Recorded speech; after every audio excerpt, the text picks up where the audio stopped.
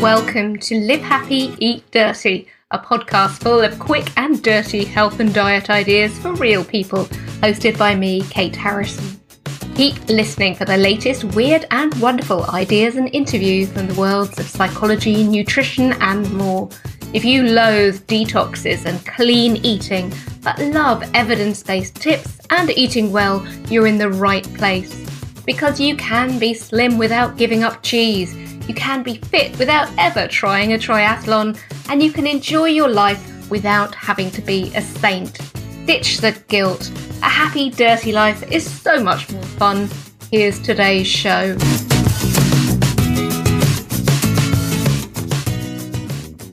Hello and welcome to today's Live Happy, Eat Dirty. Today we're going to be talking about one of my favourite subjects, carbs. Yes, bread, rice, grains and potatoes, plus, as we'll hear, vegetables and fruit as well. Why would you cut all of that deliciousness out of your diet? And is it even possible? Well, if you've listened to any of the other podcasts so far in Live Happy, Eat Dirty, you might be able to guess my answer. But stay tuned anyway. First of all, some exciting research news that's just come out in the UK as I record this, and that's the end of March 2018. It's research into intermittent fasting, other words, 5-2, and it's really proving some very exciting things. First of all, that you can lose weight faster on 5-2 or intermittent fasting, and also that it has real potential health benefits compared to the normal old-fashioned way of dieting, which is to cut calories every day.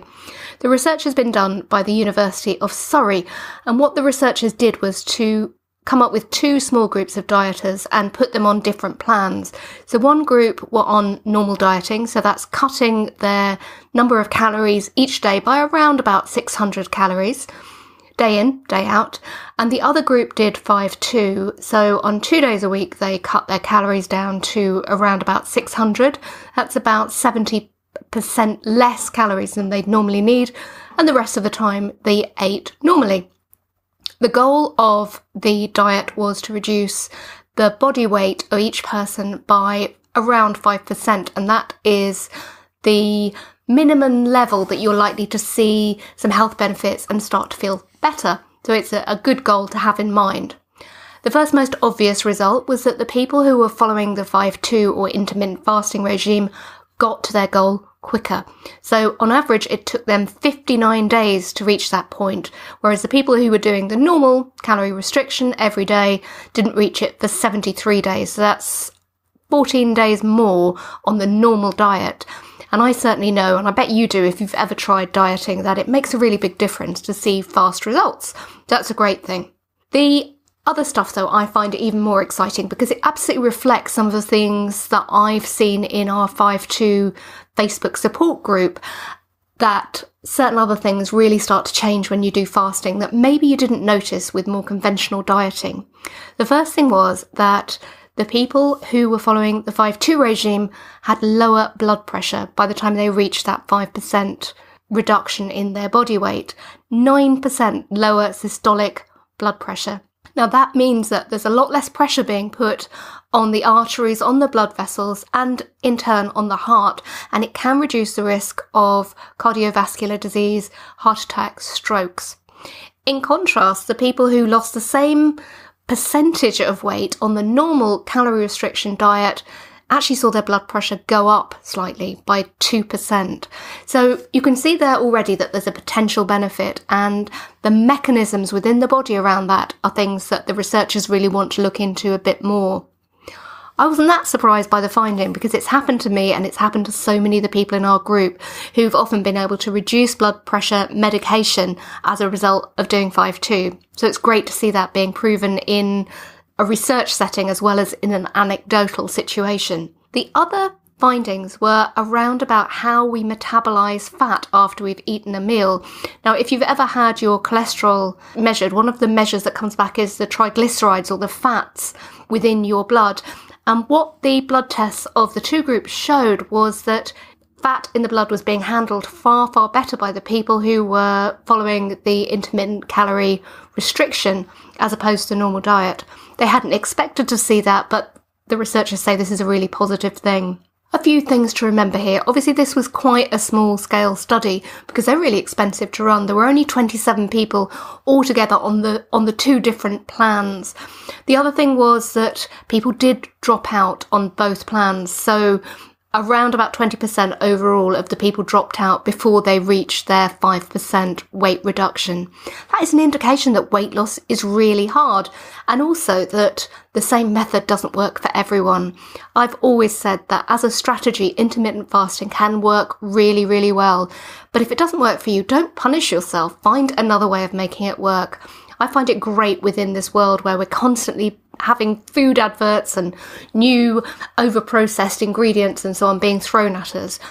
Cutting back 2 days a week really works for me because it's almost like a little check to my system as well. The other thing about this study is the people who are following the intermittent fasting diet actually use meal replacements.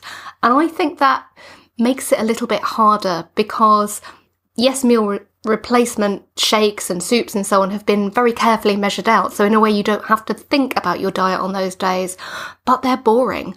And also they're not like real food. I find eating real food, lower calorie food, much more satisfying. You can do so much with your 600 calories, or in fact, if you're following my new dirty diet plan, you can go up to 750, plus enjoy some probiotic treats on the side. So I would say that in the winter, it's very easy to get by on your fasting days with lovely vegetables, a little bit of protein on the side, so some eggs, some beans, some lean meat or fish, porridge maybe if you like that in the mornings. There are lots of healthy choices. In the summer, a whole range of delicious salad vegetables, again with a bit of protein to keep the hunger pangs at bay and the hangry pangs at bay if you ever experience them. And I think that's a much nicer way of doing it there with meal replacements. The additional way, I think, to increase the stickability, the sustainability of 5-2 or any kind of intermittent fasting, including the dirty diet, is getting group support. And again, that's something that you don't have to pay for. You can just join our 5-2 or dirty diet groups on Facebook. Your friends won't see your posts unless, of course, they happen to be in the group as well, because it's a private group. It's a big old group, though, right around the world. Lots of people trying out this method, and the support that you can get in there, the suggestions, the tips. If you're having a bad day, the encouragement, and if you're having a fantastic result, then the praise, they're second to none. So I find that research really encouraging. There is a link in the show notes to allow you to read the whole thing. Quite complex, but a really good overview of where we're at with fasting research and what might be to come. Now it is time to talk dirty with Helen Phadnis, who is a brilliant dietitian and has got amazing knowledge across weight loss, sports nutrition, and so much more. And today we're going to be talking about the joy of carbs, carbohydrates, and specifically why carbohydrates keep you feeling human and why therefore cutting them out and going to extremes with things like clean eating can be torture. So to start off with, let's keep things simple, Helen. What is a carb? A carb is basically, it's a carbohydrate which could either be starchy or sugary. So within the sugars, that comes in all sorts of forms with honey and syrup. Or the starchy carbohydrates are your potatoes, rice and pasta that we traditionally base our meals on. Carbohydrates are all broken down into sugar at the end of the day in our bloods, and therefore it's what fuels our brains, what gives us energy. So we hear a lot, therefore, about a low-carb diet. Is that something that involves cutting out every single carb there is? Because it sounds like it would limit things a lot. So carbohydrates are basically in all foods. So it's very simplistic in the way that we break foods down into carbohydrates and proteins. Oats would be traditionally seen as a carbohydrate food, and wheat, they do contain protein as well. And then some vegetables such as chickpeas or lentils would traditionally be seen as protein, but they also contain carbohydrates. So there is quite a lot of overlap, and it's impossible to cut out all carbohydrates in your diet. So yes, it's just a lower carbohydrate diet. I have in the past, before I discovered intermittent fasting or started using it and realising it worked for me, I have done pretty much every diet there is. And I did do low carbing. I did a vegetarian version, which was perhaps a little bit more flexible. And it did involve a lot of filling protein foods. So it involved a lot of the things I really like, cheese and eggs and so on. But it meant that bread, potatoes, rice, oats became almost banned within my diet, or the tiniest portions. So that did mean that I was cutting down on the calories, and it did mean I felt full. And I did stick to it for quite a long time, and I lost an awful lot of weight. I mean, I was really quite skinny at one point from being quite overweight. But we moved to Spain, and as a vegetarian in Spain, I ended up relying a lot on bread. It went completely the other way, and I was not able to maintain it. And in fact, what happened was, in my mind, a lot of the fattier foods and the proteins and so on had become acceptable foods in larger portions for me. So I would think that it was good to eat loads of cheese and good to eat lots of fat, because that's what had been encouraged, low carbing. And I subsequently put on even more weight than I had. I was heavier than I was to start with. Is that something that you come across when you talk to people who have tried low carbing and then fallen off the wagon? Absolutely. You often see this yo-yo dieting. It's just not maintainable for the majority of people in the long term to follow a low carbohydrate diet. There are always promising results in the short term. So because carbohydrate is stored within the body with water, there will always be quite a dramatic weight loss to start off within the first week when you lose those carbohydrate stores and you lose that water. And that's really encouraging, and it keeps people going with the low carbohydrate diet. And they can be very successful, but then because you are cutting out a whole food group there, it's antisocial in the way that you've described. If you go on holiday, if you eat out, it can be very difficult to maintain it. People often lose the joy of eating as well. And there's other side effects. So I often ask my clients to record the various symptoms within their body before seeing me. And those that are following a low carbohydrate diet will often report sugar cravings, tiredness, low energy, problems sleeping and anxiety, and then often reduced immunity as well, which are all signs that their body is crying out that they are missing key nutrients and the body would be healthier with those carbohydrates. The other thing that you're really cutting out when you are low carbing with potential digestive consequences is a lot of fibre. That's correct, isn't it? Absolutely. It's really hard to meet your suggested 30-gram intake of fibre when you're following a low carbohydrate diet. So if you're missing out on all those lovely whole grains that keep our guts healthy. And as well, that has a knock-on effect on the microbiome, because a lot of the undigestible food, the food that we as human beings can't digest, but the microbes in our gut can digest, they're just not getting it, and so they're probably not going to thrive. That's right. So unfortunately, low carbohydrate diets would reduce the diversity of the microbiome, would reduce the numbers of microbes, and therefore once inevitably you do fall off the wagon and start eating normally again, you have this unfavorable microbiome that actually harvests more energy. So ironically, you can get away with eating less than you did before the diet and gain this weight. Before we celebrate a bit more the wonder of carbs and the ones we perhaps should be aiming for, I do think that people will have read certain other big red flags around carbs. So one is around all carbs turning into sugar and the demonization of sugar within the diet.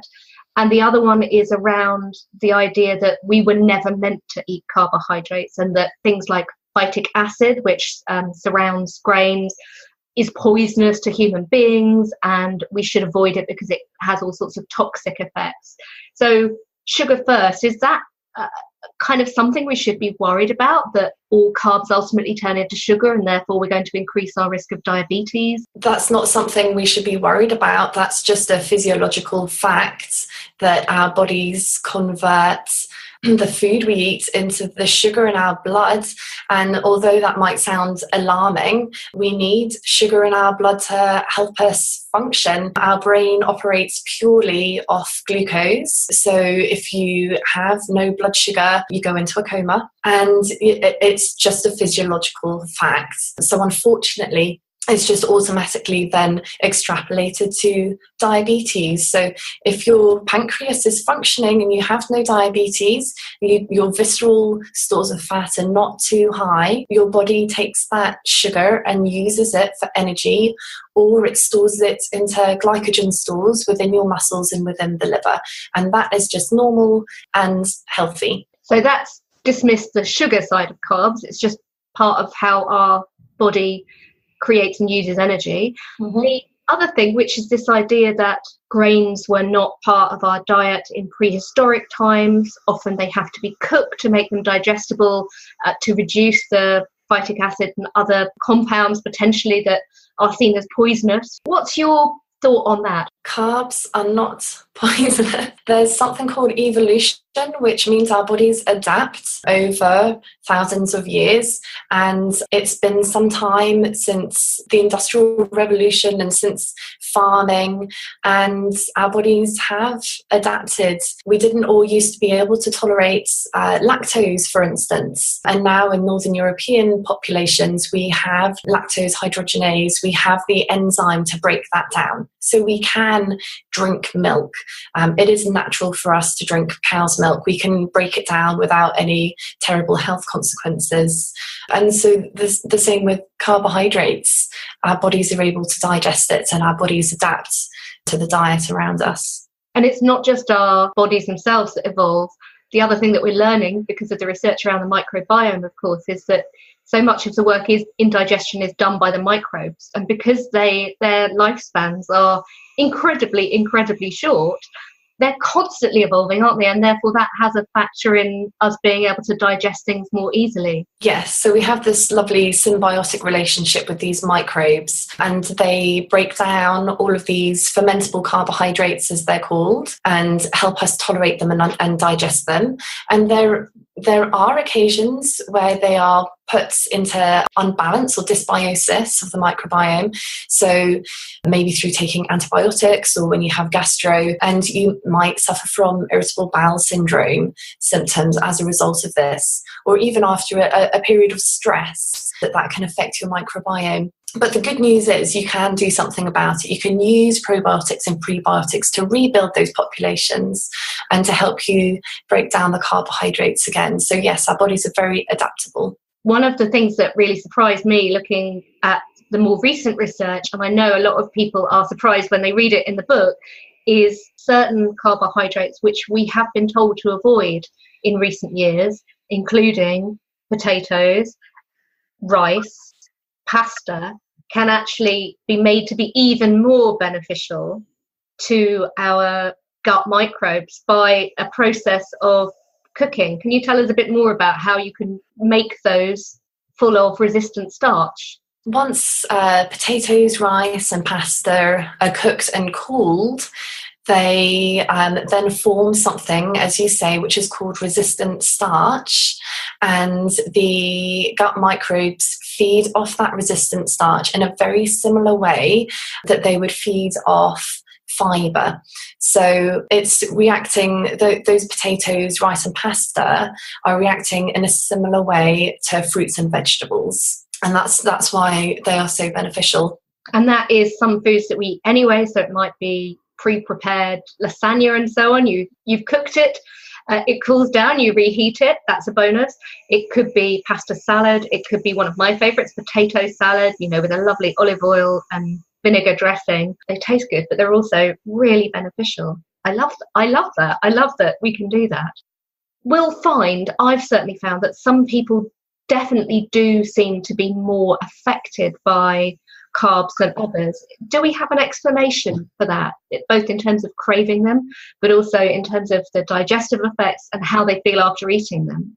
Yes, that comes down to genetics, basically. So naturally, you're more predisposed through your DNA into whether you crave carbohydrates, crave sweet foods or savoury foods. And you can often see that within families and between siblings, and who's more like their father or their mother, and the foods that you're craving. So to some degree, that is determined by our DNA. So again, as we say right the way through, it's partly about knowing the facts, but it's also partly about listening to your body, being conscious, as you see, looking for family patterns. And if one carb doesn't suit you, then maybe another one will, but you're still looking at bringing in the benefits. We're going to end, I think, now with, well, I'm going to share my favourite carb, and then I think I know what yours is. So my favourite carb overall, or a particular form of it, would have to be sourdough bread.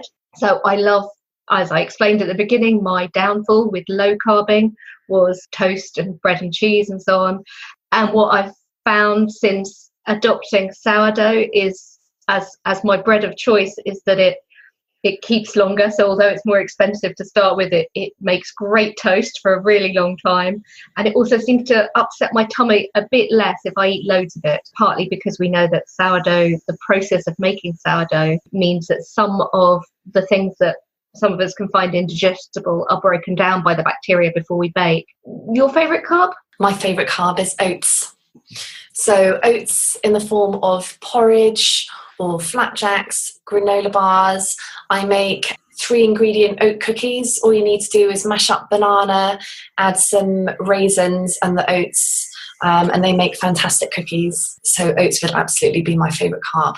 So you just shape those together into little patties then, do you, and bake them for... Into patties on some grease-proof paper, into the oven at 160 degrees for 20 minutes, and Bob's your uncle.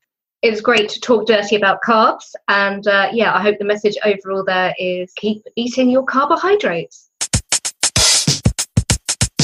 Next time, we've got a whole episode devoted to the bugs in your guts, and we're going to be talking to a real expert, Dr. Leslie Hoyles from the Faculty of Medicine, Department of Surgery at Imperial College in London. She knows so much about the emerging connections between physical and mental health and the friendly and less friendly bacteria who live inside our bodies. It is fascinating stuff. I really advise you to tune in next time to have a listen. That's it for today's Live Happy, Eat Dirty. For free tools and tips to help you live a gloriously imperfect way of life, go to thedirty-diet.com or find us on Facebook /The Dirty Diet. You can also tweet me at Kate Writes Books. And do have a happy and dirty day.